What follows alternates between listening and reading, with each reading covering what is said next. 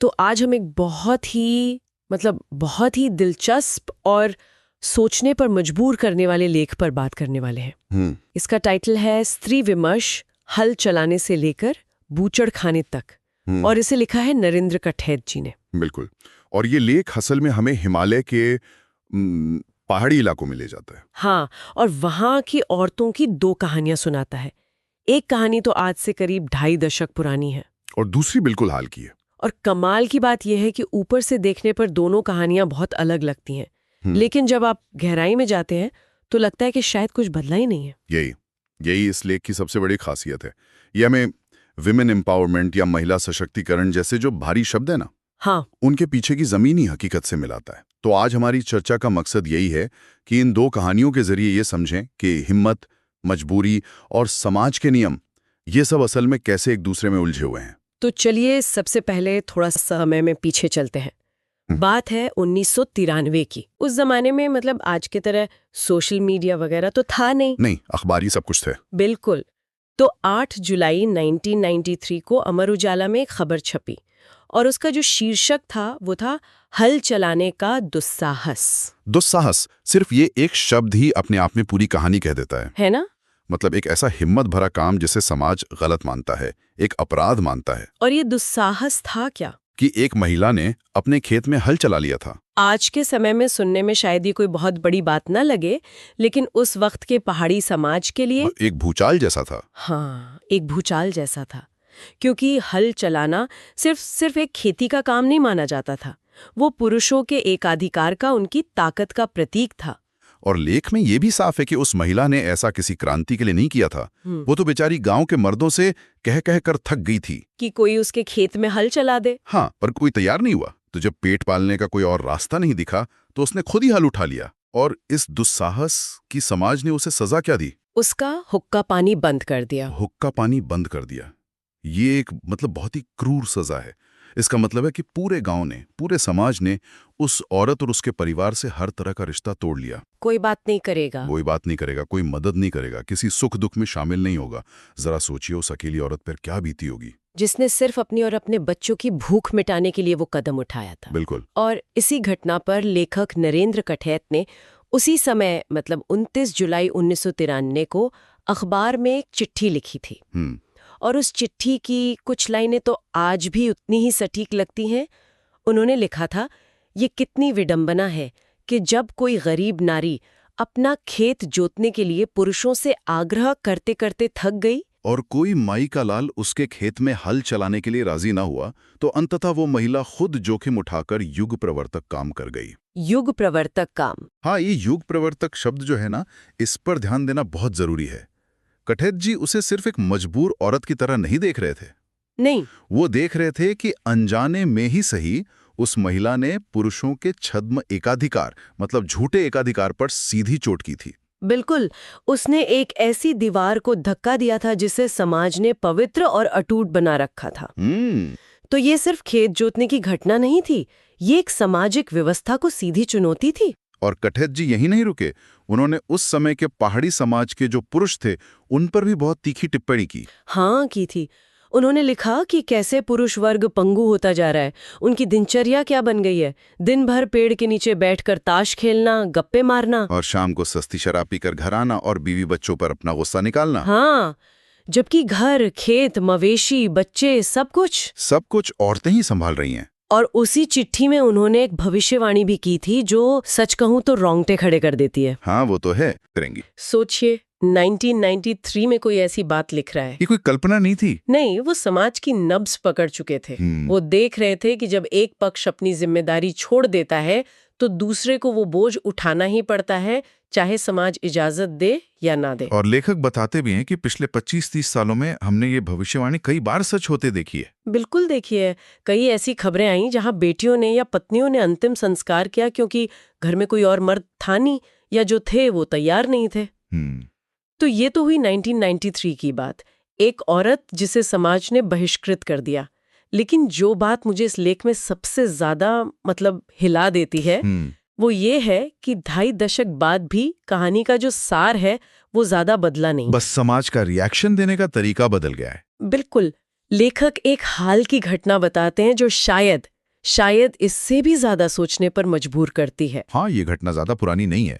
लेखक देवप्रयाग और पौड़ी के बीच एक छोटे से कस्बे खोला चोरी से गुजर रहे थे और सड़क किनारे एक छोटी सी दुकान पर उनकी नजर पड़ी और वो हैरान रह गए। उन्होंने जो देखा उस पर उन्हें यकीन ही नहीं हुआ। एक महिला कसाई की दुकान चला रही थी। हाँ, जरा उस तस्वीर की कल्पना कीजिए। एक औरत जिसके हाथ में गंडासा और तेज धार वाली छुरी है, सामने तराजू रखा है और वो मांस काट रही है। ये एक ऐसा काम है जिसे हमारे समाज ने पूरी तरह से पुरुषों के लिए रखा है, बल्कि कई मर्द भी ये काम करने से हिचकते हैं। हाँ, इसे एक क्रूर या कठोर काम समझा जाता है और उस छवि में एक महिला को फिट करना हमारे दिमाग के लिए बहुत मुश्किल होता है। तो जाहिर है लेखक की जिज्ञासा बढ़ी और वो अपनी गाड़ी रोककर उस दुकान पर पहुंच गए। उन्होंने बड़े अदब से ठेठ गढ़वाली में पूछा, क्या ये दुकान आपकी है? और उस महिला ने बिना झिझके जवाब दिया, हाँ जी। फिर लेखक ने पूछा, आप ये काट छाट का काम ये सब अकेले ही कर लेती है? और उसने बड़े सहज भाव से कहा, वर्षों से कर रही हूँ। वर्षों से कर रही हूँ। इस एक लाइन में कितनी ताकत है।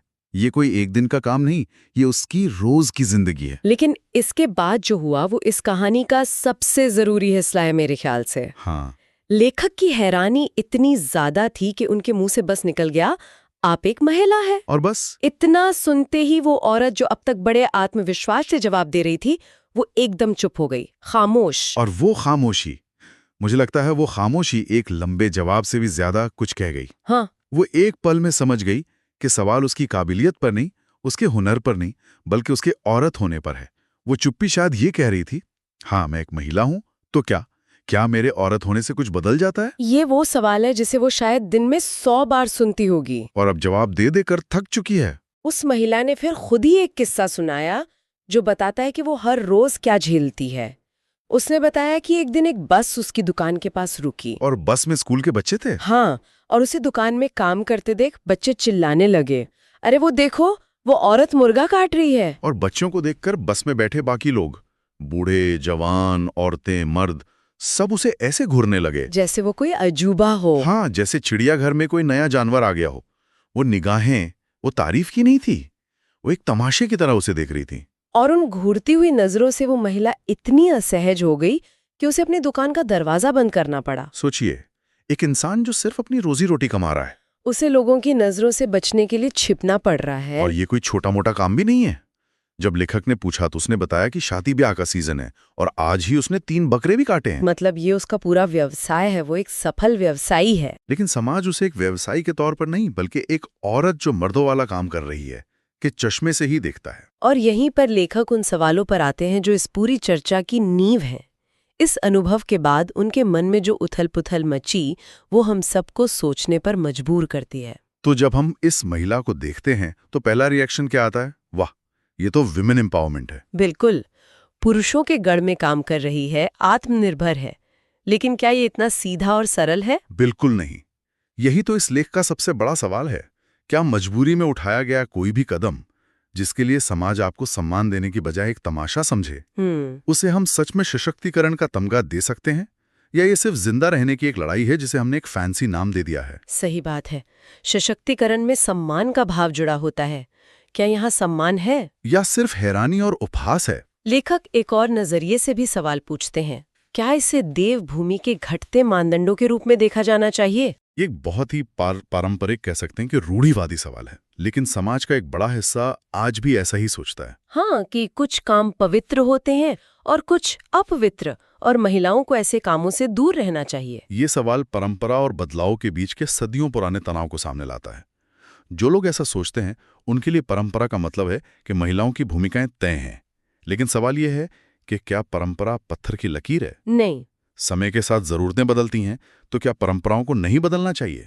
और ये देवभूमि के मानदंड तय कौन करता है? और तीसरा, शायद सबसे जरूरी सवाल, क्या हम इसे स्त्री और पुरुष की बराबरी का संदेश समझें? कि देखो, जो काम पुरुष कर सकते हैं वो महिलाएं भी कर सकती हैं। हाँ। देखिए, बराबरी सिर्फ एक जैसा काम करने से नहीं आती, वो तो शायद पहला कदम है। असली बराबरी तब आती है जब उस काम के लिए समाज से बराबर का सम्मान भी मिले। बस वाली घटना में क्या बताती है? यही कि सामाजिक बराबरी अभी मीलों दूर है। बिल्कुल, वो महिला काम तो पुरुषों वाला कर रही है, लेकिन समाज उसे एक बराबर की पेशेवर की नजर से नहीं देख रहा। वो उसे एक औरत जो पुरुषों वाला काम कर रही है कि अजीब भेद भरी नजरों से देख रहा है। तो अगर हम इन दोनों कहानियों को एक साथ रखें, हल चलाने वाली औरत और कसाई की दुकान चलाने वाली औरत, एक को समाज ने सजा देकर बहिष्कृत कर दिया, दूसरी को समाज सजा तो नहीं दे रहा, लेकिन उसे अपनी नजरों से एक तमाशा बनाकर लगातार असहज कर रहा है। बहुत अच्छा मुद्दा उठाया आपने। सजा का तरीका बदल गया। हाँ, पहले समाज खुलकर विरोध करता था, हुक्का पानी बंद जैसा कठोर कदम उठाता था। अब समाज ज्यादा सभ्य हो गया है। वो खुलकर विरोध नहीं करता, लेकिन अपनी घूरती हुई नजरों से, अपनी कानाफूसी से आपको लगातार ये एहसास दिलाता रहता है कि आप अलग हैं, आप अपनी जगह पर नहीं हैं। यह एक तरह का मानसिक बहिष्कार है, जो शायद शारीरिक बहिष्कार से कम तकलीफदेह नहीं होता। तो हल से लेकर बूचड़ खाने तक का ये सफर सिर्फ 2 महिलाओं की कहानी नहीं है। नहीं, ये हिमालय की या शायद पूरे देश की उन अनगिनत महिलाओं की कहानी है जो हर रोज अपनी और समाज की खींची हुई सीमाओं को लांघ रही हैं। कभी हिम्मत से तो कभी मजबूरी में। बिल्कुल। और नरेंद्र कठैत का ये लेख हमें कोई तैयार जवाब नहीं देता, और यही इसकी खूबसूरती है। हाँ, ये हमें उन मुश्किल सवालों के साथ अकेला छोड़ देता है, जो महिला सशक्तिकरण जैसे भारी भरकम शब्दों के पीछे की जमीनी हकीकत को कुरेदते हैं। यह हमें बताता है कि सशक्तिकरण की हर कहानी जश्न मनाने वाली नहीं होती। अक्सर ये जरूरत, हिम्मत और सामाजिक तिरस्कार के खिलाफ टिके रहने की कहानी होती है। ये हमें सोचने पर मजबूर करता है कि क्या सिर्फ आर्थिक आजादी ही सशक्तिकरण का आखिरी पड़ाव है, या जब तक सामाजिक स्वीकृति और सम्मान नहीं मिलता तब तक ये लड़ाई अधूरी है। और ये लेख हम सबके लिए एक अंतिम विचार छोड़ जाता है। अगली बार जब हम किसी महिला को या किसी भी इंसान को एक गैर पारंपरिक भूमिका में देखें, चाहे वो एक महिला टैक्सी ड्राइवर हो या एक पुरुष नर्स हो या कसाई की दुकान चलाती हुई एक महिला हो, तो एक पल के लिए रुकें और सोचें, क्या हम उसे सिर्फ एक व्यक्ति के तौर पर देख रहे हैं जो अपनी आजीविका कमा रहा है, या हम उसे उसके लिंग के चश्मे से देखकर उस पर अपनी धारणाएं, अपनी हैरानी, अपनी स्वीकृति या अस्वीकृति थोप रहे हैं। हमारा एकटक घूरना भी एक तरह का फैसला सुनाना ही है। और शायद असली बराबरी तब आएगी जब हम देखना बंद कर देंगे और बस स्वीकार करना शुरू कर देंगे।